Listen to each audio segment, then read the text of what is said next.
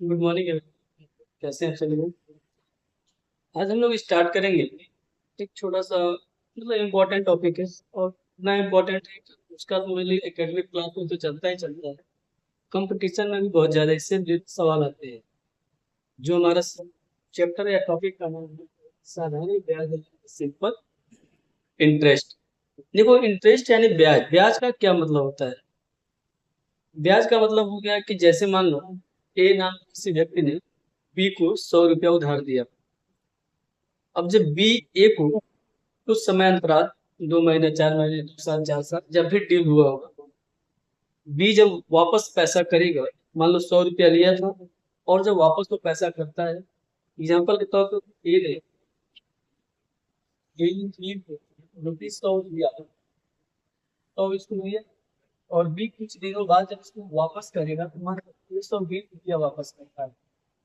ए ने बी को 100 रुपया दिया और बी कुछ दिनों बाद या कुछ समय बाद, वो टाइम जो भी दिया रहेगा, मान लो साल भर बाद या 2 साल बाद, बी जब ए को पैसा वापस कर रहा है तो 120 रुपया वापस कर रहा है। तो जो लिया था कितना, 100 रुपया, और वापस कितना कर रहा है, 120 रुपया। इसमें जो अतिरिक्त पैसा है, यानी जो 20 रुपया ज्यादा है, यानी कि 100 रुपया तो 20 रुपया अधिक पैसा देगा। यही जो 20 रुपया अधिक है, यही क्या कहलाता है, ब्याज कहलाता है। ठीक। अब बात है कि ब्याज का क्या मतलब होता है और ब्याज कितने प्रकार के होते हैं। तो हम लोग बाकी बाद में देखेंगे।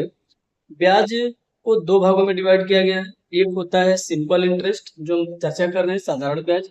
और एक होता है कंपाउंड इंटरेस्ट, यानी कि चक्रवृद्धि ब्याज। दोनों में अंतर क्या होता है?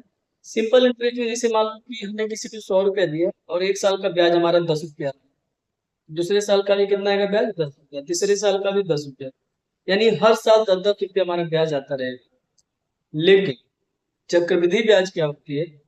उसमें जो पहले साल का 10 रुपया ब्याज आएगा, समझे,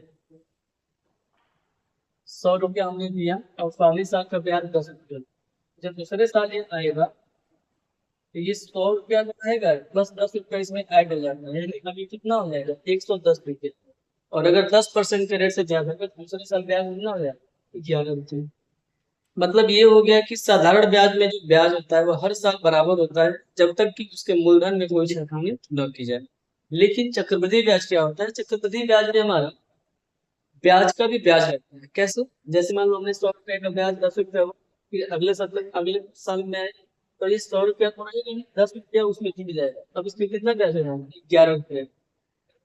साधारण ब्याज जो 10 था और उसमें दूसरे साल में 11 हो गया, यानी 10 रुपया तो ब्याज है ही, और 1 रुपया जो ब्याज लगा वो ब्याज का ब्याज। इसलिए कंपाउंड इंटरेस्ट जो होता है, इसको क्या बोलते हैं सरल भाषा में, कि कंपाउंड इंटरेस्ट में ब्याज का भी ब्याज देना होता है। उम्मीद करते हैं बात समझ में आ रही हो। तो कमेंट करके हम लोग बताएंगे, और जल्द ही हम इससे रिलेटेड वीडियो बनाएंगे, साधारण ब्याज का अलग से और कंपाउंड यानी कि चक्रवृद्धि ब्याज का अलग से, फिर उसको डिटेल में और समझेंगे कि इसका क्या है, कैसे यूज है और किस तरह से इसके सवालों को सॉल्व किया जाता है। ठीक है, तब तक के लिए इतना है, बाय।